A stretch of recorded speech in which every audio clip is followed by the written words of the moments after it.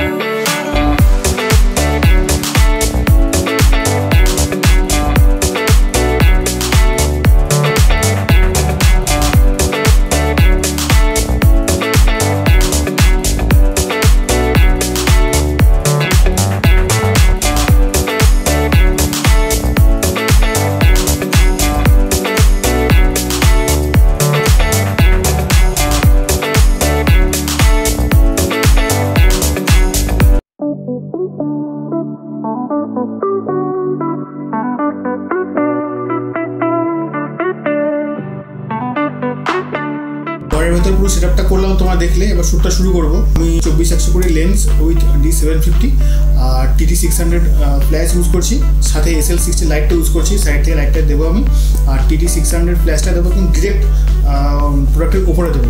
তো এই সেটিংয়ে আমি শ্যুটটা শুরু করবো। শ্যুটটা শুরু করার পর শ্যুটের ফটোগুলো তোমাদেরকে দেখাবো।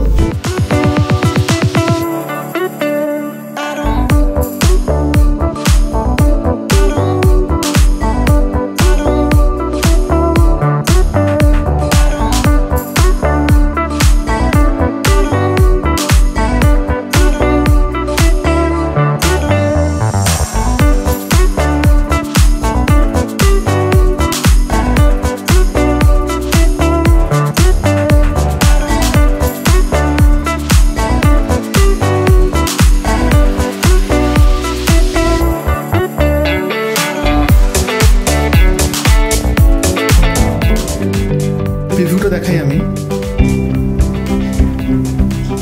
This the photo.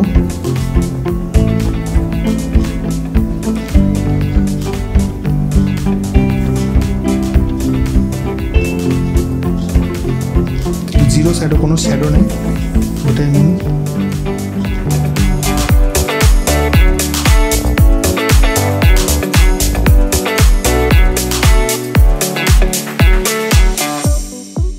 এটা হলো মেন, যেটা আমি দেখবো যে যা ছবিতে দেখছি আর যেমন ছবি তুলছি দুটোর মধ্যে কালারটা ঠিকঠাক থাকছে কিনা। পরে তো এডিট করে নেওয়া যায়, কিন্তু আর দেখতে হবে আমাদেরকে, যেহেতু এটা প্যান্টের তো আমাকে দেখতে হবে ডিটেলটা ঠিকঠাক আসছে কিনা। তো ডিটেল একদম পারফেক্ট ডিটেল আছে, যেহেতু আমি ইউজ করছি f8 1/160 ISO 160। সাথে আমার সেটিংস আছে 1/2।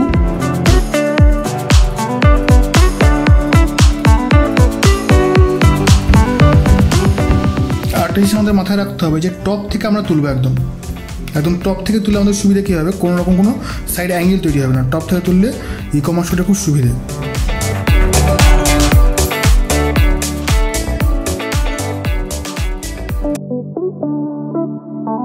তো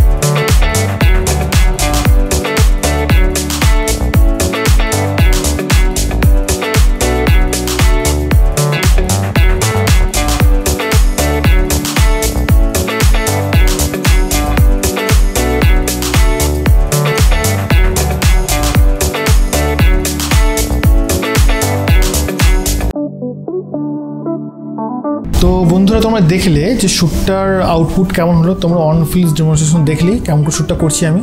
তো শ্যুটের ফটোগুলো তোমরা দেখলে, এবারে তোমাদেরকে বলি কনক্লুশনে যে এই শ্যুটটা কীভাবে করলাম বা শ্যুটটা কীভাবে আমি জিনিসটা তৈরি করলাম সেটা তোমাদেরকে বলি।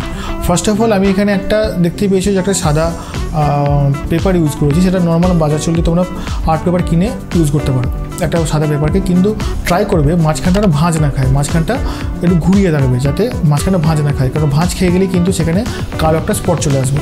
ফার্স্ট হলো এটা। সেকেন্ড হলো যে আমি সবসময় ফ্ল্যাশ ইউজ করেছি ডিরেক্ট, কারণ প্রোডাক্টের যে ডিটেলসটা, যে কাপড়ের ডিটেলসও সেগুলো আমার দরকার, কারণ আমি সেই ডিটেলসটা নিয়েই আমি কাস্টমারকে দেবো, যাতে কাস্টমার যখন দেখবে বা আমাকে যে শ্যুটটা করতে সে যখন দেখবে যে আমরা বলতে পারি যে এডিট করার সময় ডিটেল বের করতে পারি, কিন্তু অন ফিল্ড আমি যখন শ্যুটটা করছি তখন যে ডিটেল বের করতে হবে সেটা বেশি ভালো। তো যাই হোক, তো সেই কারণে আমি ডিরেক্ট ফেলেছি লাইটটাকে এবং মানে ফ্ল্যাশটাকে ডিরেক্ট ইউজ করেছি এবং SL60 ইউজ করেছি যাতে পরিষ্কারভাবে প্রোডাক্টটা দেখতে পাই। শুধুমাত্র ফ্ল্যাশটি ইউজ করলে কি হতে পারে, অনেক সময় চারধারে একটা কালো বর্ডার চলে আসতে পারে। তো সেই কারণে আমি একটা লাইট ইউজ করেছি কন্টিনিউয়াস লাইট, যে কারণে প্রোডাক্টের উপরে একটা লাইট থাকছি, আমি ফোকাসটা ঠিকঠাক রাখতে পারছি, প্লাস প্রোডাক্টের উপরে একটা পারফেক্ট লাইট তৈরি করছে। এই কারণের জন্যই কন্টিনিউয়াস লাইট ইউজ করেছি। এবং তারপর তুই একটু এডিট করতেই হয়, এডিট করলে আমি ব্যাকগ্রাউন্ড চেঞ্জ করেছি এডিটগুলো সেইগুলো, প্লাস ওর যে ডিটেল বের করা, কিছু প্রোডাক্ট থেকে ডিটেল বের করতে হয়, খুব একটা বেশি কালার চেঞ্জ করতে হয়, কেননা আমরা যখন ফটোটা তুলি তখন একদম পারফেক্ট কালারের ছবি তোলা যায় না, তাই জন্য ড্রেস দেখে সেটা অনুপাতে কালারটা ঠিকঠাক মেজার করে কালারটাকে আমরা রাখতে হয়, কিছু সময় হোয়াইট ব্যালেন্স চেঞ্জ করতে হয়। তো সেগুলো সব কিছু করে এডিট করে তোমরা পুরোটা দেখতে পেয়েছো। তোমরা বাড়িতে যখন কোনো রকম শ্যুট করবে, এরকম অনলাইনে কোনো ড্রেসের শ্যুট করবে, তখন মাথায় এই জিনিসগুলো রেখো। খুব যে অ্যাক্সেসরিজ দরকার হয় তা নয়, একটা নর্মাল অ্যাক্সেসরিজ রেখে শ্যুট করা যায়। শুধুমাত্র মাথায় রাখবে যে ব্যাকগ্রাউন্ড সাদাটা যেন পরিষ্কার থাকে, আর্ট পেপার যদি ইউজ করছো সেখানে যেন কোনো রকম কোনো নোংরা না থাকে। নোংরা থাকলে কিন্তু প্রোডাক্টের পিছনে একটু নোংরা থেকে গেল, সেটা কিন্তু ব্যাকগ্রাউন্ড এডিট করে তুমি ইরেজ করতে পারবে না। এই জিনিসগুলো মাথায় রাখতে হবে। তো যাই হোক, আজকে শ্যুটটা তোমাদের অবশ্যই ভালো লেগেছে আশা করি। একটু নতুন শ্যুট ছিল, আমি যেভাবে ইউজ করি এডি 200 ইউজ করি, সেইভাবে এডি 200 ইউজ করে নিই, এখানে একদম চিপ কিছু জিনিস ইউজ করে আমি শ্যুটটা করেছি। তোমাদের নিশ্চয়ই ভালো লাগবে শ্যুটটা আশা করি। আর ইন ফিউচার আমি এরকম ডিফারেন্ট শ্যুট আনার চেষ্টা করবো, যে আমি চেষ্টা করবো যে প্রি ওয়েডিং শ্যুটের কিছু তৈরি করতে, কিন্তু প্রি ওয়েডিং শ্যুট করার সময় সম্ভব হয়ে ওঠে না যে ব্যাকগ্রাউন্ডে BTS তৈরি করার মতো। যাই হোক, আমি চেষ্টা করবো যদি করা যায়। এই হলো আমার আজকে শ্যুট। তোমরা অবশ্যই লাইক করো, ভিডিওটাকে শেয়ার করো, আর অবশ্যই সাবস্ক্রাইব করো, ছোটো চ্যানেল বুঝতেই পারছো। Thank you very much.